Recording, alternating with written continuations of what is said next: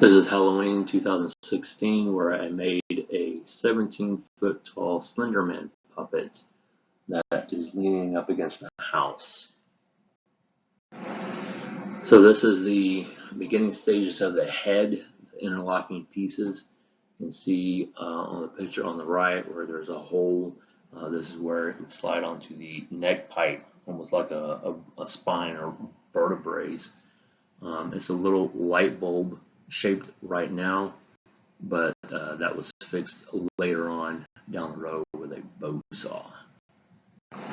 So here's the head getting taped together, the chunks of cardboard getting boxed up and then taped on to create empty space.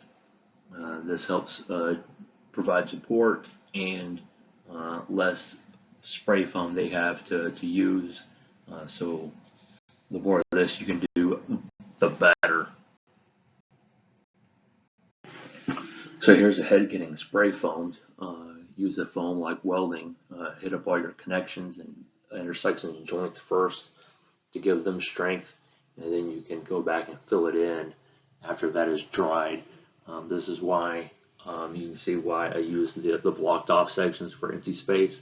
You can see how much foam I use there in the pictures, and so you can imagine if I hadn't had those blocked off empty spaces, how many more cans of foam it would have taken to fill that in, along with the weight, which is already quite a bit considering how big it was. So here's the head placed upon the body section of the PVC pipe. As I said, it's 5 feet tall. Arms and legs are not attached at this point. Ended up at some point using a bow saw with a wood blade on it to trim sides off of the head to make it look less light bulby and more like a proper head.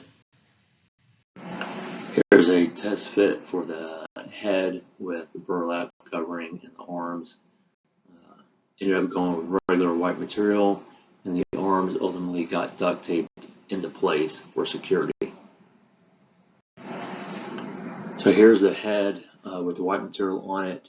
I kept it on there by using straight pins just to hold it down and just push the pins into the foam, give it a nice tight fit for the wrapping there. You can see the collar and the tie being done. Just took a shirt collar, regular, and then drew that design on a piece of cardboard, cut it out, and you make a collar and a tie. The shirt ultimately there, that would then get covered up with the jacket top later on. On the right, you see the hands being worked on. Tape pass secure, kind of like any other epoxy, so I taped those down and gave it a day or so before actually doing anything with it. Then using spray glue and burlap would spray the hands, put the burlap down, cut it to fit, and spray painted it white. So here's the jacket getting worked on. You can see that the tie and collar section have been completed.